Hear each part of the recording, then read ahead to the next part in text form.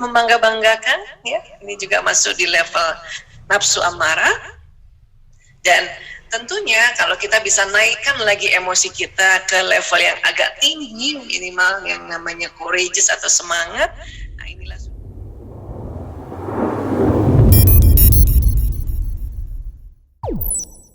Assalamualaikum warahmatullahi wabarakatuh. Waalaikumsalam warahmatullahi wabarakatuh. Alhamdulillahirabbil alamin. Allahumma shalli wa sallim ala sayyidina Muhammad. Masya Allah. Selamat pagi sahabat-sahabat semuanya. Ya, alhamdulillah. Ini berkumpul sahabat-sahabat seluruh Indonesia ya, Bunia ya. Masya Allah, alhamdulillah. Alhamdulillah. Dan hari ini kita akan membahas tentang manajemen konflik keluarga ya.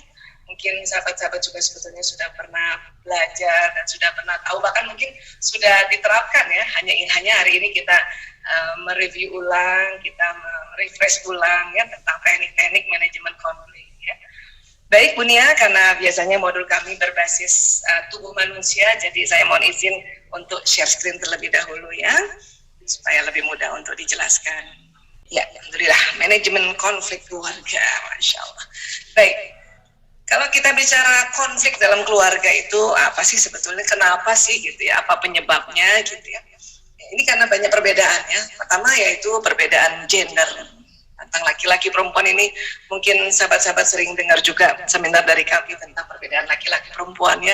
Itu pun ya dasar sekali dan ini bisa menyebabkan konflik karena perbedaan kita ya. Kemudian apalagi beda watak. Ya, suami istri itu wataknya pasti beda. Ya. Kenapa? Karena di dalam riset atau observasi dari pernikahan yang ada di dunia itu ternyata memang yang disebut soulmate atau belahan jiwa itu adalah watak yang berbeda bahkan bertolak belakang ya. Dan para ahli mengatakan mitra yang terbaik adalah mitra yang terbalik.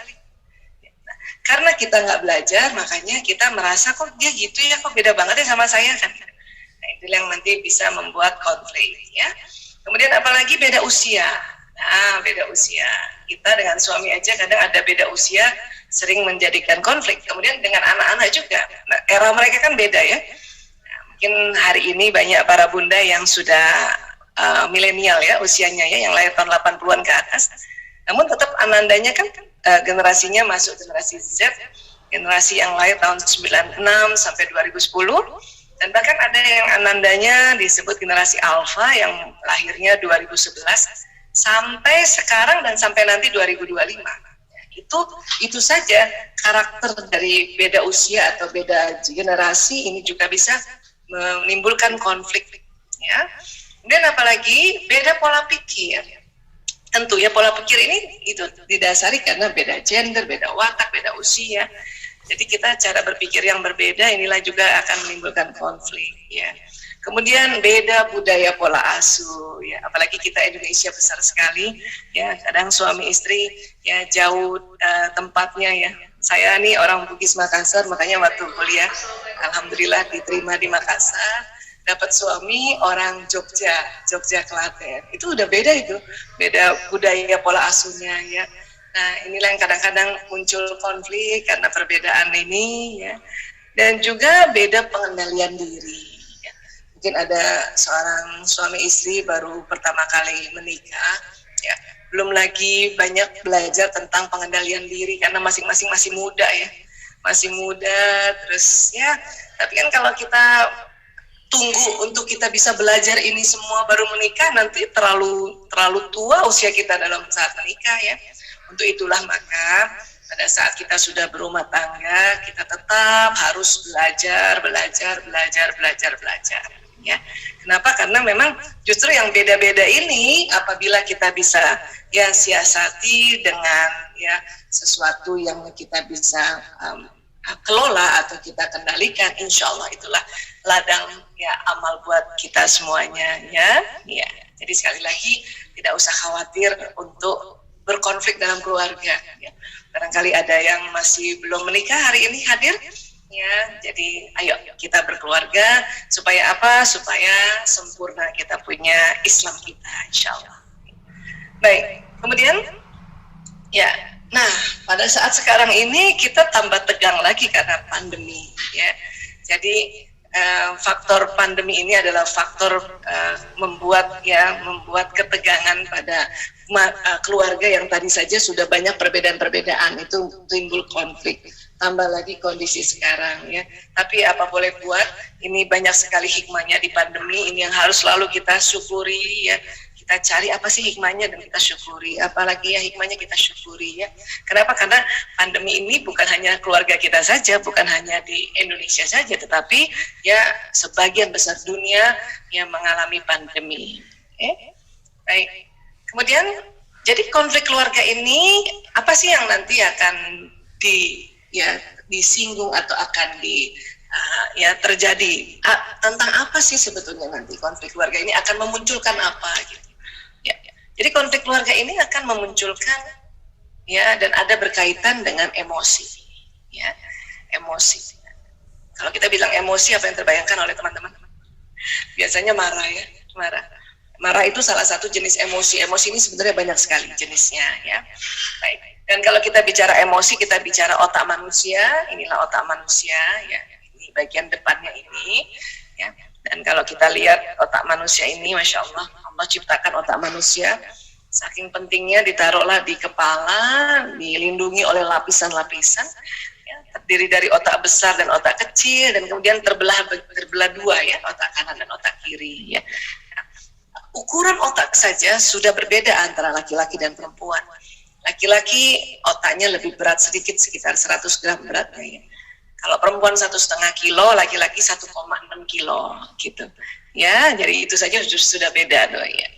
Baik, dan kemudian di dalam otak manusia itu ada sebuah struktur anatomi ini ya, di tengah ini yang disebutnya the limbic system atau sistem limbik ini.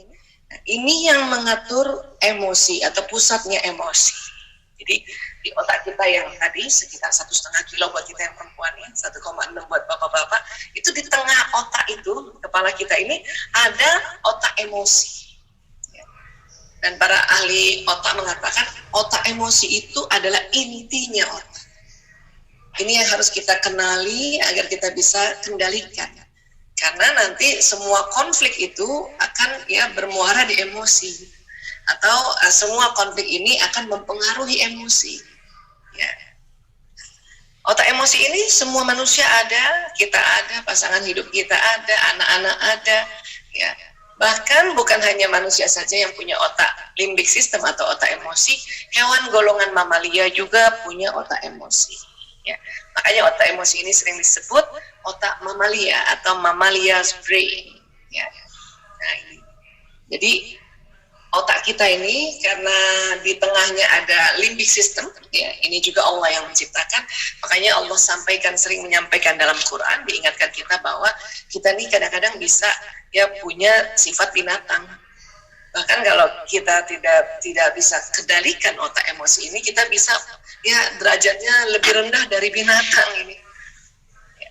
Makanya kalau ada istri yang kelihatannya ya sikapnya kok kasar banget sama suaminya, atau suami kasar banget sama istrinya, itu karena dia tidak bisa kendalikan ya otak mamalia ini, otak binatang ini. Dan bagaimana untuk mengendalikannya? Tentu harus kenal dulu apa sih otak mamalia ini, di mana posisinya. Ya, baik. Nah, di dalam otak mamalia itu ternyata banyak sekali jenis-jenis emosi. Ya. Ini ada beberapa ahli mengatakan ada 10 jenis, ada yang mengatakan ada yang 15, ada yang 20. Ya, dia pecah-pecah lagi. Ya, nah, ini ada di otak kita semuanya dan nggak bisa hilang. Ya, yang bisa hanyalah emosi ini naik turun. Kalau lagi turun dinaikkan. Kalau digabungkan dengan ilmu hawa nafs, nah inilah ada nafsu lawamah, ada nafsu ammara, dan nanti ada nafsu mutmainnah. Artinya emosi tidak semuanya negatif, emosi ada yang positif. Nafsu juga tidak semuanya negatif, nafsu juga ada yang positif, yaitu mutmainnah. Dan ini ada semua di otak kita. Ya nggak bisa hilang. Ya. Allah menciptakan emosi ini tentu banyak sekali manfaatnya. Ya. Namun yang paling penting adalah kita diminta untuk bisa kelola dia, untuk senantiasa lebih sering ada di mutmainnah. Walaupun pada saat kita sedih, takut kan, atau las ini maunya buru-buru. Ya, barangkali ada istri kalau gemes sama suaminya mau buru-buru, ya pengen ayo cepetan tapi marah-marah, itu berarti ada di sini. Ya.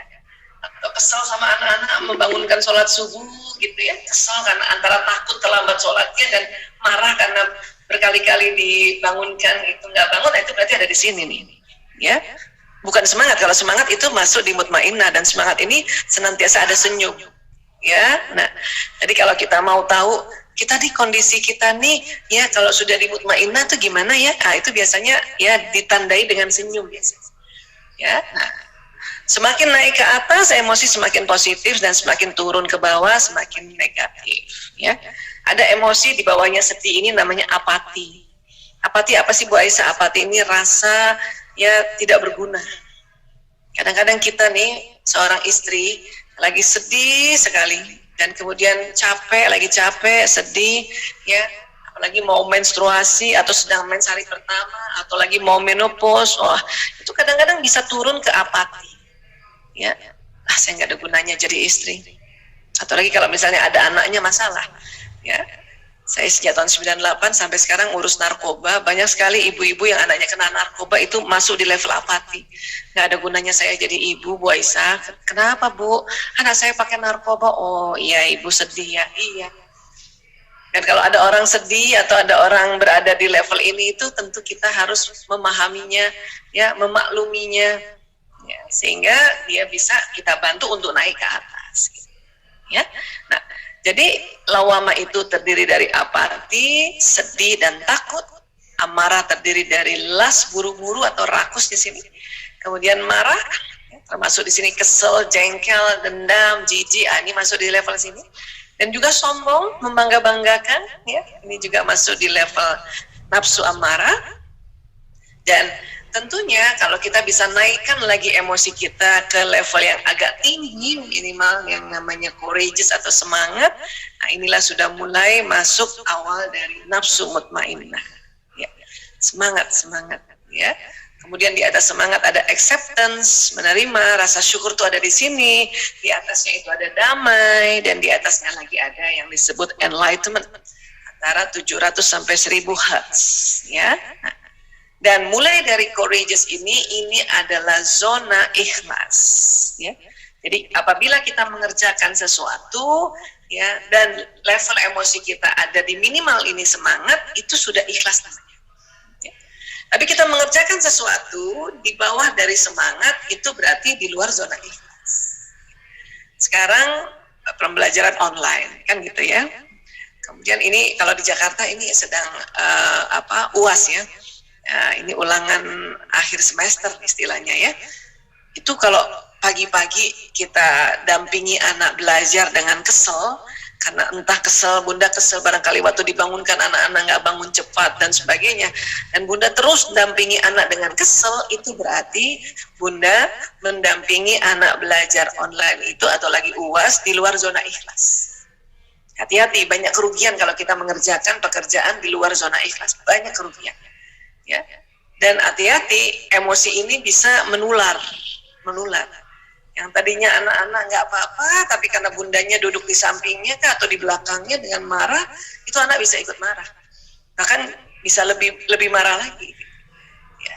Untuk itu, kalaupun misalnya pagi-pagi bunda sempat marah, entah kenapa, itu wajar juga sih sebetulnya, lazim juga. Maka cepat-cepat naik ke atas, minimal jadi semangat. Taunya semangat gimana Bu Aisyah? Udah bisa senyum. Ya, anak-anak saya juga tadi ulangan, sedang ujian. Ya, saya juga pamit untuk kerja saat ini seperti ini, kita lagi webinar ini, ya saya dari jauh senyum sama dia, dada-dada, dan mereka pun dengan senang hati. Ya, silakan ibunya untuk kerja kan gitu. Ya, nah ini. Jadi kita harus tahu bagaimana caranya untuk naikkan ke atas. Ya, baik.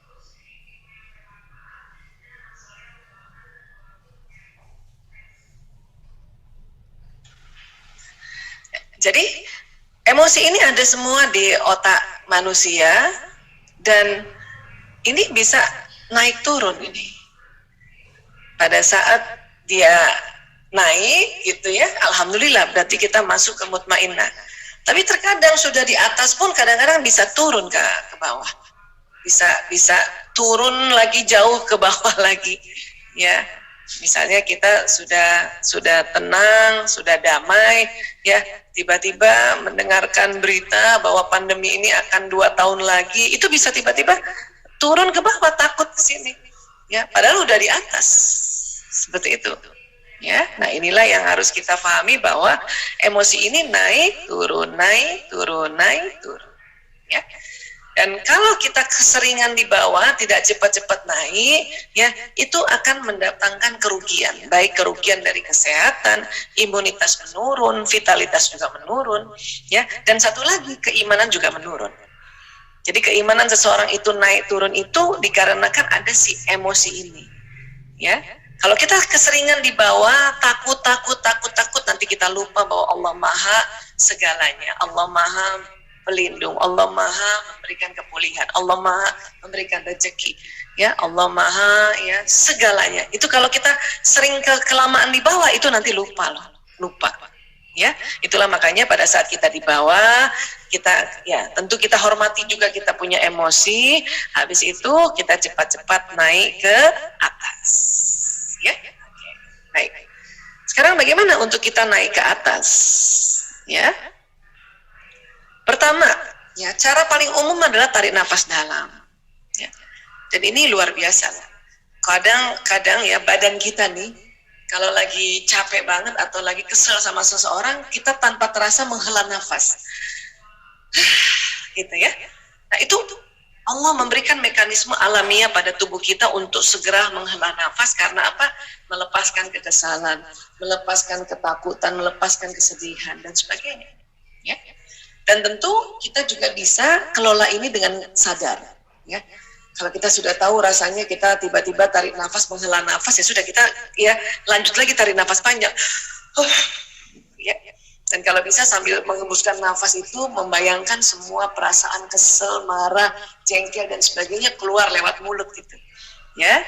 Nah, ini cara umum, ya. Nanti kita belajar lagi cara apa yang diajarkan oleh Rasulullah pada kita, ya. Kenapa sih kalau tarik nafas ini, apa sih yang akan terjadi? Yang akan terjadi adalah, ya, darah yang ke otak kita itu mengandung oksigen, ya, mengandung oksigen yang banyak, sehingga otak emosi yang di otak di dalam ini, di tengah ini, yang tadinya tegang jadi rileks, ya. Nah, ini gunanya kita tarik nafas panjang, oke? Apalagi, ya, Rasulullah SAW, ya, bersabda, sungguh saya mengetahui satu kalimat, jika dibaca oleh orang ini marahnya akan reda jika dia membaca a'udzubillahi minasyaitonirrajim, aku berlindung kepada Allah dari setan yang terkutuk. Makanya kita langsung ta'awuz tuh kalau kita lagi kesal, marah, habis tarik nafas, a'udzubillahi minasyaitonirrajim. Dikatakan dalam Quran itu setan itu menggoda 4 arah, ya, depan, belakang, kanan, kiri. Maka kita ta'awuznya 4 kali. Auzubillahi minasyaitonirrajim. Kita bayangkan, kita tameng di depan kita itu dengan, ya, supaya tidak diganggu oleh setan. Ya. Ta'awuz berikutnya kita bayangkan belakang kita yang ditameng. Ta'awuz berikutnya bagian kanan kita. Ta'awuz berikutnya yang ketiga, yang ke kiri kita ini. Ya. Insyaallah itu akan membuat kita ini yang tadinya emosinya lagi ke bawah itu bisa naik ke atas itu. Ya, Masya Allah, dia akan naik ke atas, ya. Baik, kemudian apa lagi yang bisa kita lakukan? Istighfar. Astaghfirullahaladzim, aku mohon ampun pada Allah yang Maha Agung, ya.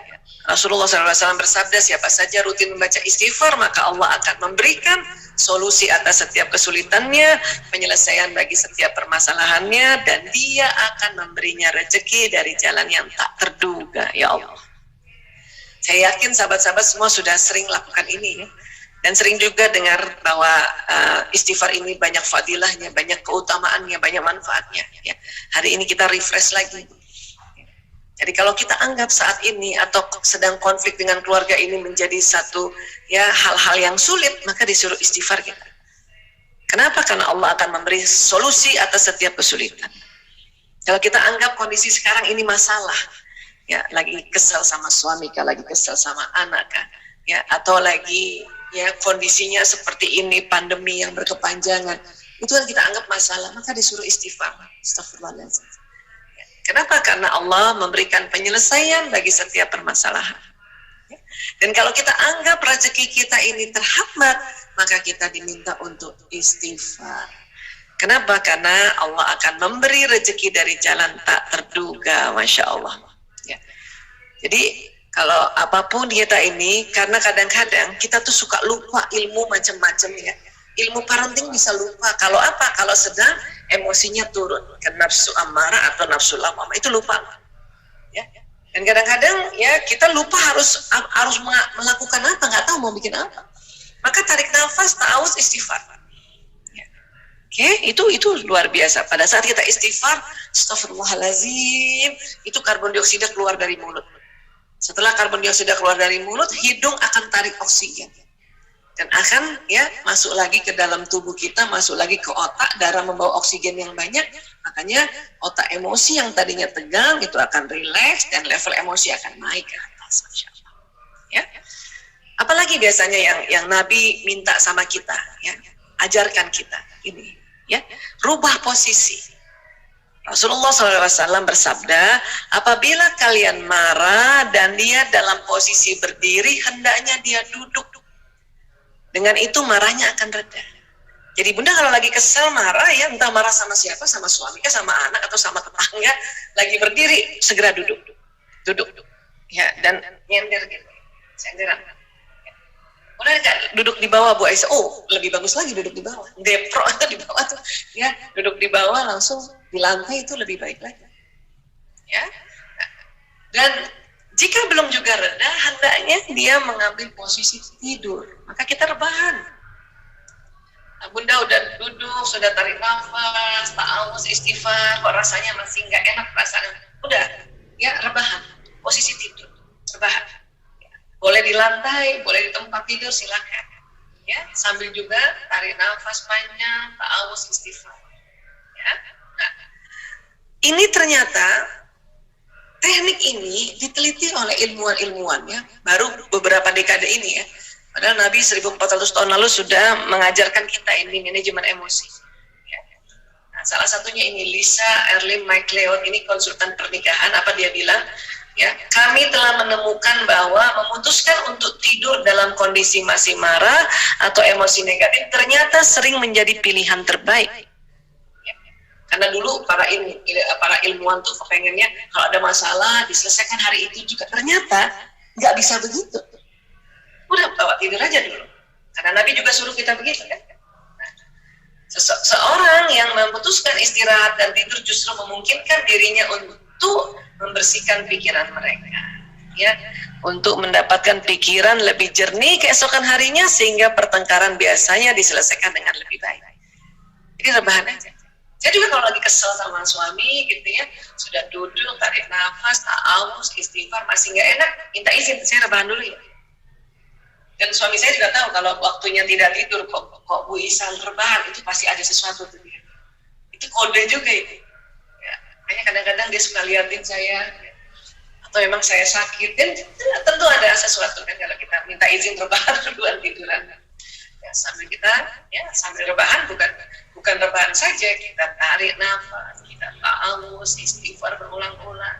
Ya, pada saat istighfar kita rasakan itu semua emosinya itu energinya keluar dari badan kita. Dan kalau saya karena tadi sudah menghafal level emosi, saya bayangkan dia naik level emosi ke atas. Dan nggak perlu hari itu juga saya ya bereskan masalah itu. Tidak perlu hari itu juga bilang sama suami, saya mau ngomong sama kamu, itu pasti intonasi kita tuh buruk itu. Kita akan berada masih di emosi yang di bawah. Dan pada saat ngomong pada pasangan atau pada anak di emosi bawah, itu malah menambah konflik. Sudah rebahan.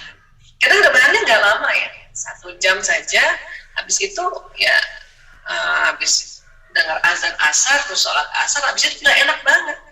Nah, barulah saya bilang sama suami, saya mau bicara, mas boleh mas? Nah, jadi nggak perlu selesaikan saat itu juga. Bisa hari ini, nanti sorenya, atau besoknya, atau mungkin pekan depan. Ya. Saya kadang-kadang kalau ada masalah yang justru terlalu berat, justru diselesaikan pekan depan. Ya. Setelah beberapa hari ini kita lakukan manajemen emosi tadi, naikkan level emosi. Kadang baru naik ke atas, sudah turun lagi, naikkan lagi. Baru pekan depan kita bicara. itu jauh lebih baik. Inilah teknik manajemen konflik yang paling ya ampuh. Ya, paling ampuh. Oke. Kemudian apa lagi? Ya, bisa itu tadi kita Nabi bilang jika kalian marah diamlah, ya, diam dulu. Diam, berubah posisi, tapi tidak hanya ya memang diam tidak kita marahin orang di depan kita, tapi kita melakukan ya apa yang tadi yang Nabi ajarkan juga. Tadi minta ta'awuz, istighfar, ya, dan berubah posisi diam aja. Dan ini semua oleh ilmuwan-ilmuwan itu baru-baru sekarang mereka munculkan ini teknik-teknik ini, tapi Nabi sudah dari dulu ajarkan kita. Ya. Kemudian tidak mencari siapa yang jadi pemenang. Kadang-kadang kita suka gengsi ya, nggak mau kalah sama suami, ya, nggak mau diinjak-injak itu. Ya. Jadi bukan itu, yang kita cari itu solusi, bukan siapa yang mau jadi pemenang. Pokoknya saya nggak boleh kalah sama suami saya. Itu paling bahaya tuh kalau kita berpikir kayak gitu. Ya. Bukan untuk itu. Atau suami juga begitu, saya nggak mau kalah, saya nggak mau diinjak-injak oleh istri saya. Bukan kayak gitu. Kita itu kalau ada konflik, kita memanage konflik itu untuk apa? Untuk mencari solusi. Ya. Baik, sebetulnya diam bisa juga diam dan berikan sentuhan. Ya. Ini juga ada terapis pernikahan yang mengatakan, namanya Melody Bro. Ya. Ada kalanya memaksakan untuk mendiskusikan masalah yang memicu terjadinya konflik tidak dalam rumah. Jadi ada kalanya, ya nggak usah dipaksakan itu masalah itu didiskusikan, nggak usah. Ya, langsung aja dipeluk, ya, diberikan sentuhan atau pegang kepala, pegang pundak, masya Allah. Kontak fisik setelah berselisih itu sangat diperlukan karena bisa meredam rasa emosi agar tidak tambah meledak. Ya. Alhamdulillah suami saya juga sudah mulai pintar tuh.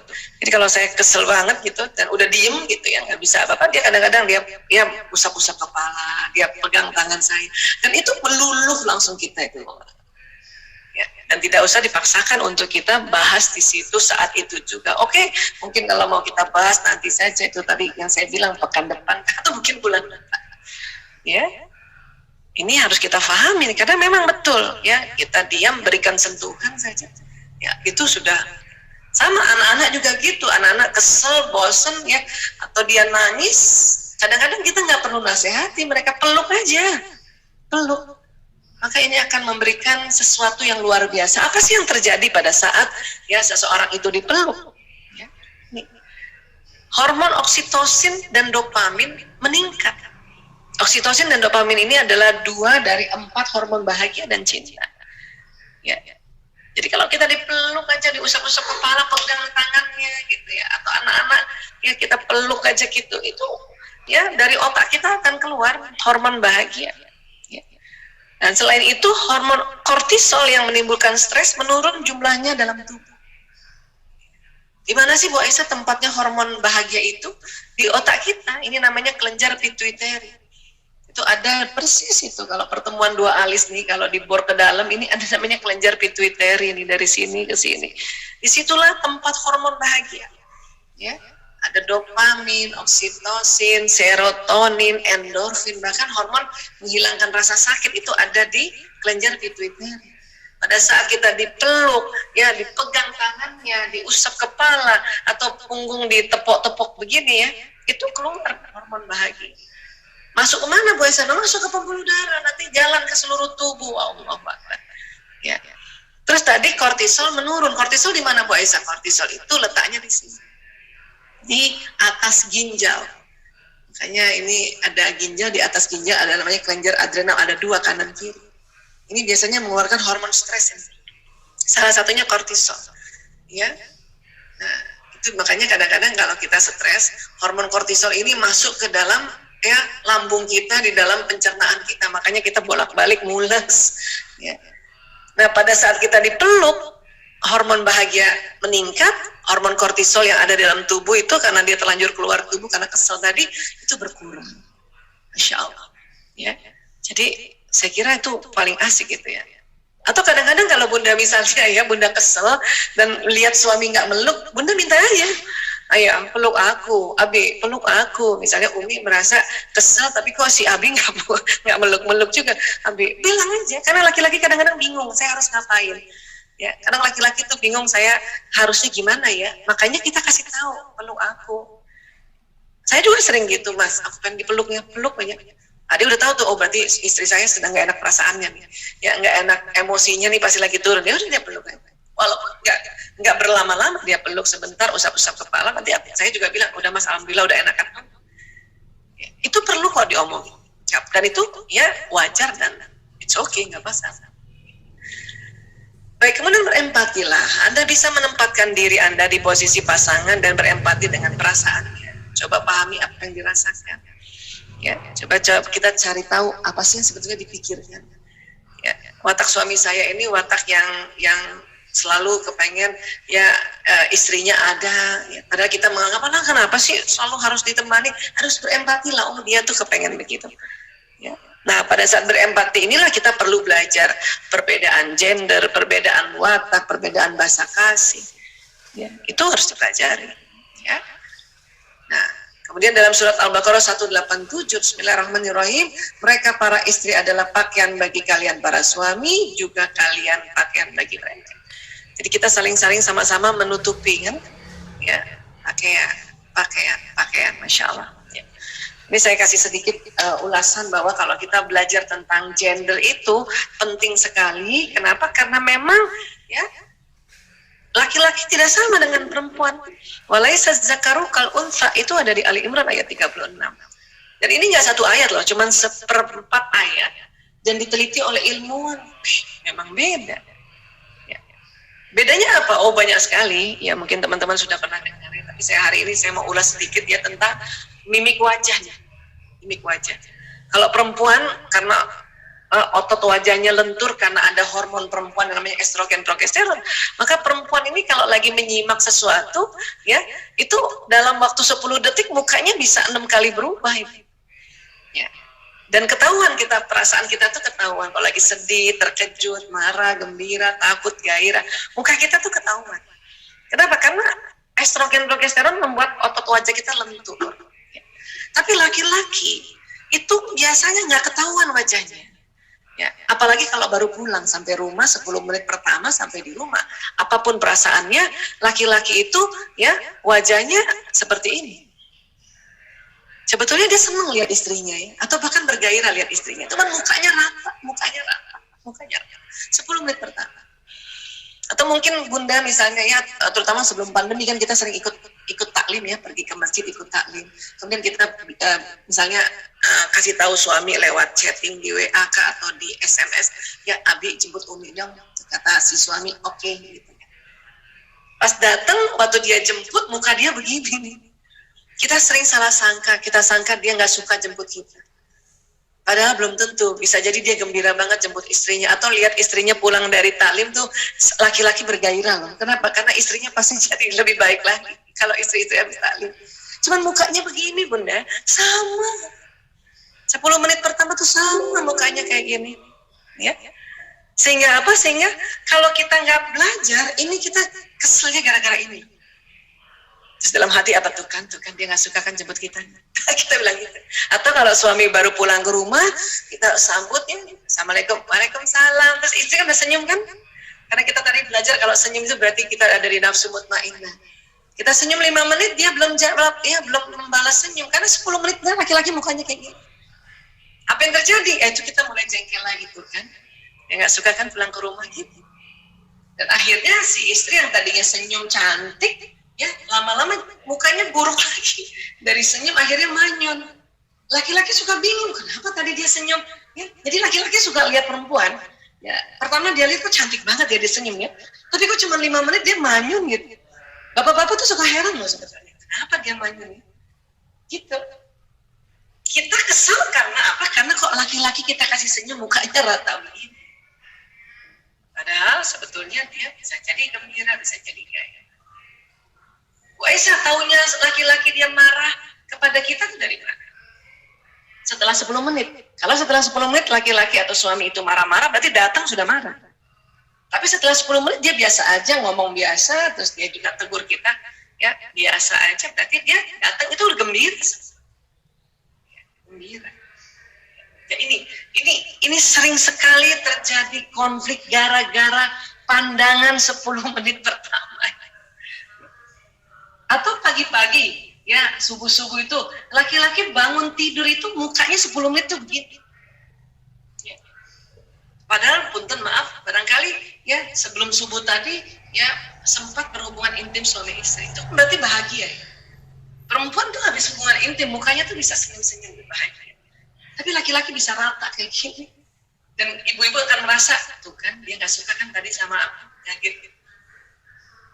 Sekarang boleh nggak kita, apapun itu kita bilang, insya Allah dia senang sama saya. Insya Allah tuh suami lagi gembira. Gitu. Itu latihannya. Ya, ini baru perbedaan mimik wajah ya, belum lagi hal-hal yang lain. Ya. Karena memang laki-laki perempuan ini berbeda. Oke? Ya. Kenapa ya? Ini di dalam otak ini, ya ini kan otak besar, otak kecil, dan kalau dari atas ini kan ada otak bagian kanan, bagian kiri. Ini laki-laki dan perempuan walaupun otaknya sama kayak gini tuh beda-beda isi programnya, Masya. Jadi laki-laki dan perempuan itu tidak identik. Tapi laki-laki dan perempuan itu ya mempunyai kesempatan yang sama untuk dia berpendidikan, menjalankan ibadah, ya, mendapatkan pahala. Dia sama, dia punya kedudukan equal, setara untuk menghadapi atau mendapatkan hal-hal seperti itu. Tetapi memang otak laki-laki dan perempuan tidak identik. Ya. Allah buat sama otak kayak gini. Tadi ukuran saja laki-laki udah lebih berat sedikit. Ya. Di dalamnya ini berbeda. Ya. Ini paling sering saya kasih lihat ini penelitian yang di King's College London itu tahun 99 ya. Lokasi yang mengendalikan bicara dan bahasa dalam otak laki-laki dan perempuan berbeda. Sering banget saya kasih ini. Nah ini otak laki-laki, ini otak kanan, ini otak kirinya, ini bagian depannya ya. Laki-laki itu ya ini cuma sebelah kiri saja nih otak bicara dan bahasanya. Perempuan kiri dan kanan. Nah karena laki-laki cuma sebelah, maka laki-laki kalau ngomong atau dalam sehari mengatakan 2.000 sampai 4.000 kata. 1.000 sampai 2.000 bunyi vokal, 2.000 sampai 3.000 gerakan tubuhnya. Jadi kalau di jumlah rata-rata laki-laki 7.000. Laki-laki yang pendiam, barangkali Bunda yang punya suami pendiam, Bun. Ya, pendiam itu pemikir biasanya ya, mungkin cuma 5.000 itu ngomongnya sedikit. Tapi Bu Aisyah suami saya seneng banget ngomong, oh itu barangkali yang 9.000 Bun. Karena memang ada laki-laki watak pembicara bisa 9.000. Tapi rata-rata 7.000. Kita perempuan karena otak bicaranya kiri kanan, maka ya sehari bisa 6.000 sampai 8.000 kata, 2.000 sampai 3.000 bunyi vokal, 8.000 sampai 10.000 gerakan tubuh kita. Kalau dijumlahkan 20.000. Bu Aisyah, saya kayaknya perempuan yang pendiam deh, nggak banyak ngomong. Iya Bun, tapi tetap jumlahnya 16.000. Mungkin Bunda ngomongnya cuma 6.000, tapi gerakannya 10.000. Gitu. Atau gerakannya lebih dari 10.000, bisa jadi kayak gitu. Ya, nah, ini saja bisa bikin konflik. Sampai di rumah, laki-laki sudahlah mukanya rata, ngomong nggak ada. Kenapa? Karena 7.000 kata sudah habis di tempat kerjaannya, sudah habis di kantor. Kita di rumah. 20.000 kata belum habis, ya kan?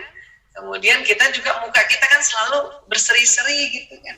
Kenapa? Karena kita ikut ajaran bahwa oh kamu kalau suami datang kamu tersenyumlah kalau suami datang kan gitu, ya.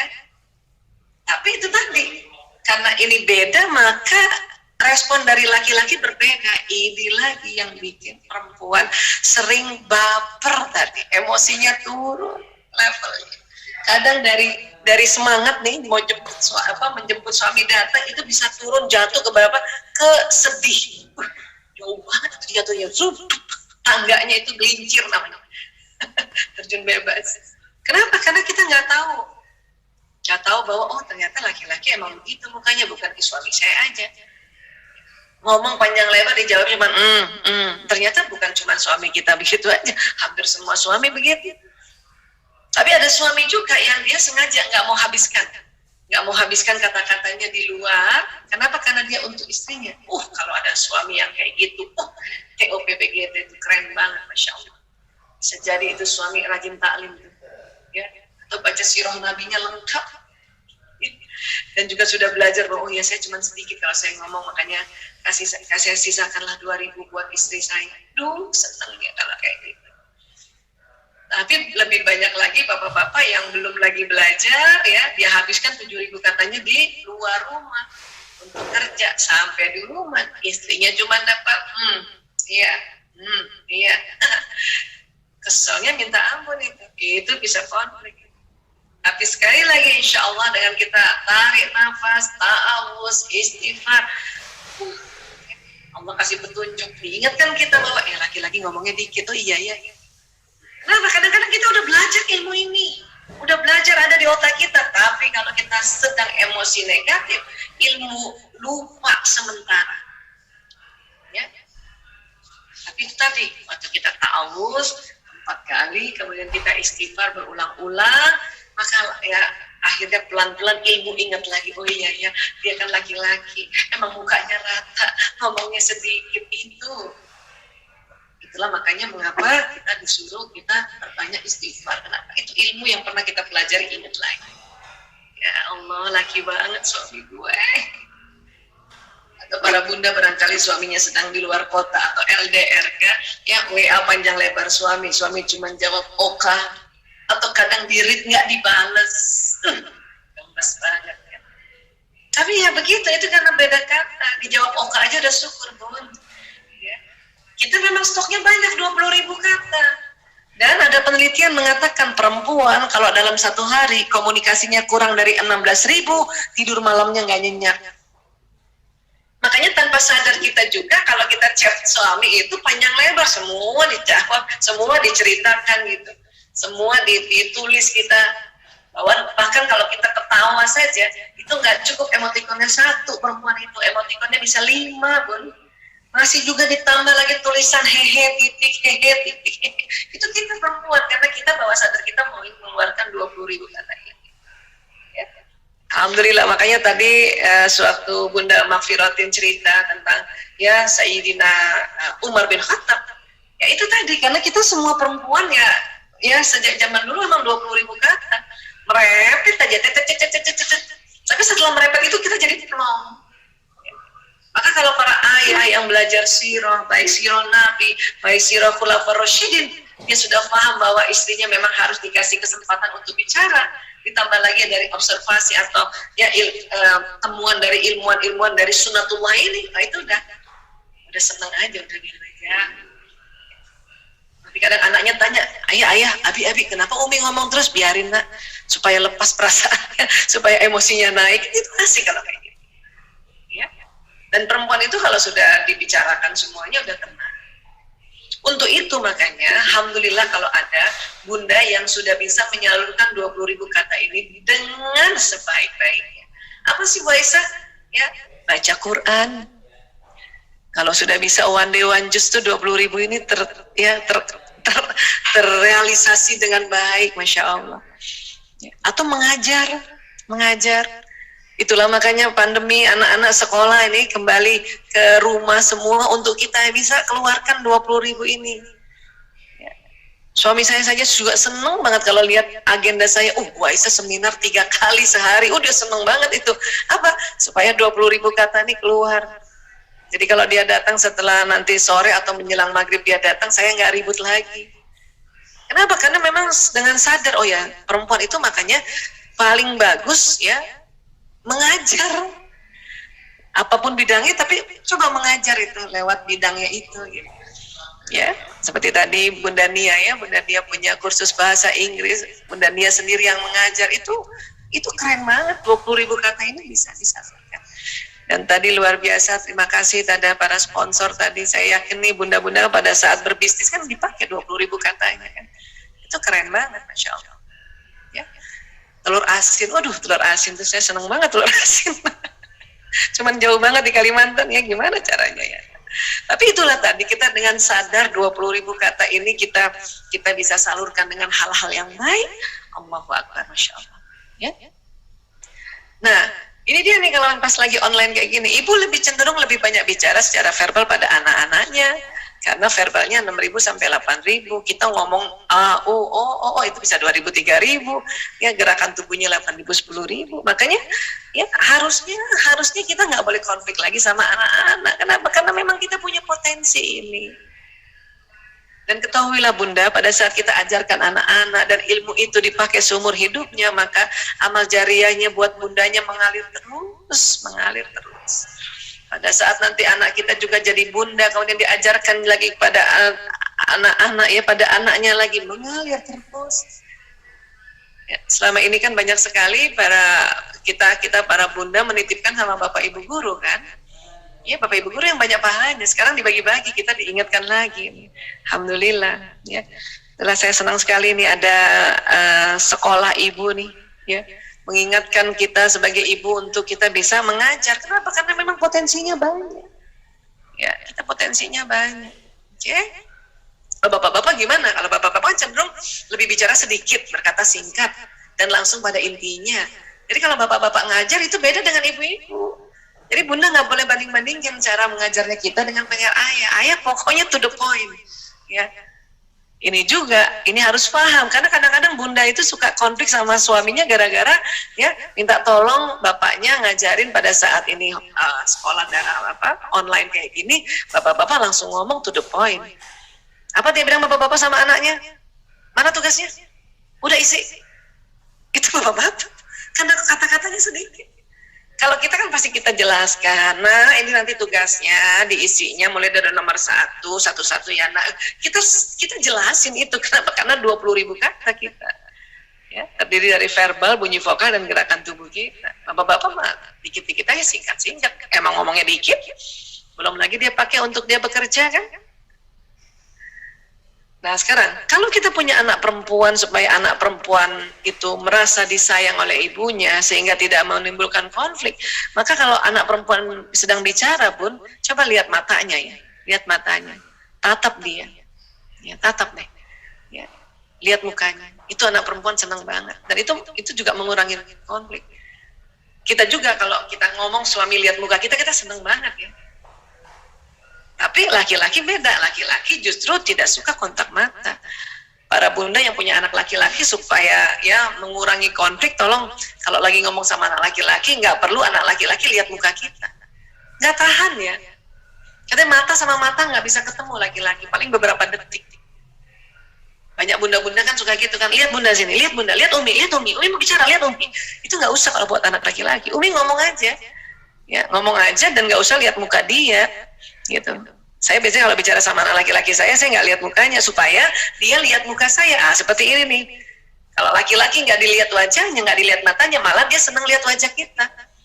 Dia juga ngomong sama suami gitu, saya nggak mau tatap matanya dia. Ya, saya ngomong sambil ceritanya ambilin nasi, ngomong. Terus saya tahu persis dia lihat muka saya, aduh saya senang banget. Dan laki-laki juga senang karena matanya nggak ditatap terus. Kalau orang kita di Jakarta bilang kita nggak janjangin matanya. Kenapa sih kayak gini Bu Aisyah? Kenapa begitu ya? Kok bisa begini ya? Katanya kalau komunikasi itu harus tatap mata. Iya, tapi tidak berlaku pada laki-laki. Pada perempuan iya, laki-laki tidak. Ya. Kenapa begitu? Karena ada perbedaan yang namanya sklera mata. Yang mana Bu Aisyah sklera mata ini loh, yang putih-putih ini namanya sklera mata. Perempuan itu lebih lebar dibanding laki-laki. Coba Bunda nanti perhatiin deh sklera matanya Bunda dengan suami. Ya, Umi coba perhatiin. Bercermin bersama-sama Abi, coba lihat selera matanya. Itu laki-laki lebih sedikit, perempuan lebih banyak. Nah, karena perempuan lebih banyak inilah, ya, memungkinkan pergerakan mata dan mengarahkan pandangan yang sangat penting bagi manusia dalam berkomunikasi tatap wajah. Kalau lebar, skleranya lebar kayak perempuan, makanya perempuan memungkinkan tuh kalau ngomong saya seneng lihat tatap mata, gitu, tatap mata, tatap wajah. Laki-laki nggak suka. Jadi nggak usah paksa anak laki-laki dan suami lihat aku dong ya, lihat aku dong bihi, nggak usah. Ya itu bisa konflik loh gara-gara itu. Oke, ya. Nah perempuan juga kan karena perbedaan anatomi matanya, perempuan kalau lihat ke depan kan masih bisa lihat kanan kiri ya. Laki-laki bagaimana? Laki-laki itu memiliki penglihatan seperti terowongan, lurus. Cuman kalau dia lihat lurus itu bisa lebih jauh daripada perempuan. Perempuan mungkin bisa lihat lurus 2 meter aja, laki-laki bisa sampai 5 meter, bahkan 10 meter, lihat lurus tuh lebih jago dia. Cuman kita Allah kasih bisa melihat kanan kiri walaupun mata kita ke depan. Ini kalau nggak paham sering konflik. Ya, terutama bapak-bapak ini. Pada saat apa Bu Aisyah? Cari barang di rumah. Buka kulkas cari telur, ya. Lihatnya ke sini, telur di samping. Ini bisa berkonflik loh ini. Ya. Umi, telur mana telur? Misalnya anak laki, ada di kulkas nak? Nggak ada Mi, ada, nggak ada. Kalau lihatnya lurus, ya. Nanti Uminya datang, lihat bantuin di kulkas kan. Ini apa? Oh iya ya kata anak laki kan atau kata suami. ya kan? Nih. Terus Umi kan atau Bunda ngomongnya apa? Ini makanya cari pakai mata. Itu lagi bikin anak laki-laki dan suami tersinggung. Kalau kita marahin dia dengan kalimat, makanya cari pakai mata, jangan pakai mulut, itu tersinggung. Ya. Mulai sekarang saya mulai sejak tahu ilmu ini 2006 nggak mau lagi ngomong kayak gitu. Ya. Saya dalam hati cuma bilang, ya Allah, mata laki-laki banget, dia nggak lihat di samping kanan kiri. Terus ngapain dong harus kita lakukan? Bantu aja, nggak usah komen, udah tahu ilmunya. Ya Allah, alhamdulillah ya kita bantu. Malah ini jadi ladang amal. Ini loh Abi, ini loh Nak, ya mau cari susu, ini loh Nak, ini loh Nak. Kunci mana kunci? Ini loh Abi. Udah dalam hati, ya Allah bener ya mata laki-laki ya Allah. Karena ini semua yang ciptakan Allah. Kalau kita bilang cari pakai mata, berarti kita marah sama Allah itu.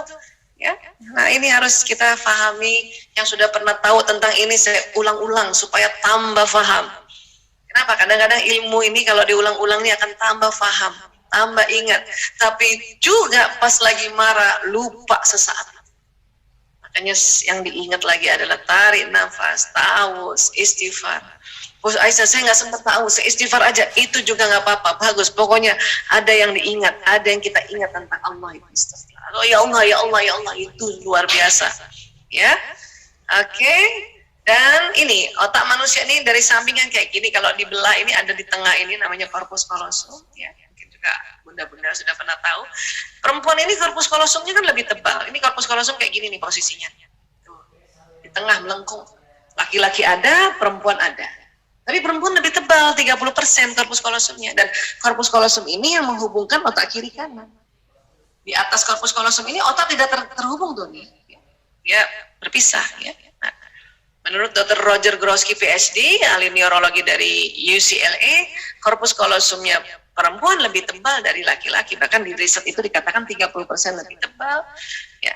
Sehingga apa? Perempuan mampu mengerjakan berbagai pekerjaan yang tidak saling berhubungan dalam satu waktu. Jadi emang kita bisa kayak gini. Makanya pas kita semua pandemi dikembalikan lagi ke rumah oleh Allah, di riset ulang kita kerja dari rumah, itu sudah cocok dengan otak kita perempuan, Masya Allah. Ya. Sebetulnya memang perempuan harus lebih banyak di rumah sebetulnya. Ya, makanya ini kita luar biasa 9 bulan ini Allah riset lagi, ya, dibetulin lagi fungsi-fungsi kita, Masya Allah. Makanya ibu-ibu ya sambil masak, sambil bisa nelpon, sambil juga bisa ngurus anak. Di luar negeri, perempuan-perempuan itu sudah sangat sadar. Kenapa?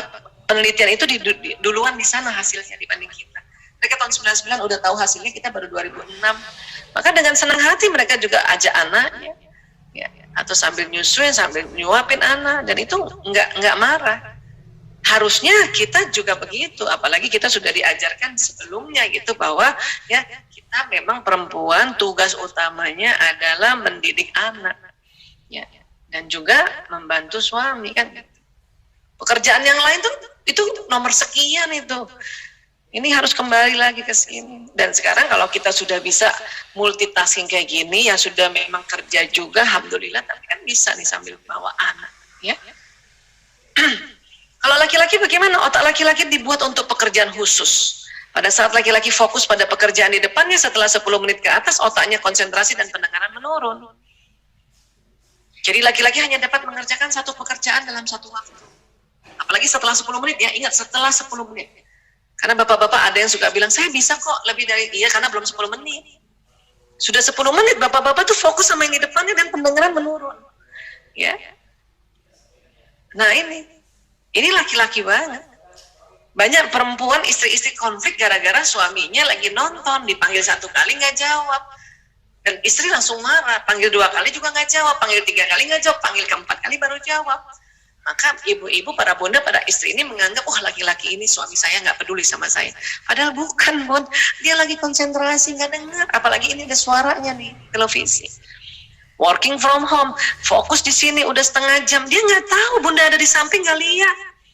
Kan tadi matanya lurus, mata lurus, pendengaran menurun. Bunda ada di samping, nggak dengar, nggak lihat. Bunda ngomong hanya sambil lalu dari belakang. Ya, Abi, misalnya Umi lewat di belakangnya, Abi makanan udah siap, kita makan yuk. Cuman sambil lalu, ini sudah setengah jam kerja di sini. Ya. Si Abi fokus di sini, Umi nungguin makan si suami. 1 jam kok gak datang-datang. Sekalinya datang marah-marah si abinya kan, kok aku gak dipanggil sih, kita makan udah lapar nih. Loh, tadi saya panggil, tadi saya ngomong, enggak tuh. Kenapa? Karena kita sambil lalu. Maka kalau kita mau menyampaikan pesan pada laki-laki, baik anak laki-laki, ayah kita kah, atau suami yang sedang fokus kayak gini, dicolek. Makan yuk, udah selesai, udah siap makanan. Abinya kan langsung bilang, iya sebentar lagi setengah jam. Dengan begitu dia tahu, oh sudah siap makan habis setengah jam. Kita pun jadi tahu, oh setengah jam lagi. Nah begitu. Nah inilah contoh-contoh untuk kita bisa mengurangi konflik ya. Setelah tadi manajemen konflik adalah yang sudah juga diajarkan oleh Nabi ya. Kita urut lagi ya, tarik nafas, ta'awuz, istighfar, ya rubah posisi. Kemudian nggak mesti hari itu juga kita lebih baik diam ya. Kemudian apalagi ya, peluk saja. Karena dengan memeluk itu akan membuat hormon-hormon bahagia akan keluar, dan tambahkan ilmu sedikit-sedikitlah tentang tentang bedanya otak pria wanita, tentang watak, tentang bahasa kasih ya. Kurang lebih seperti ini.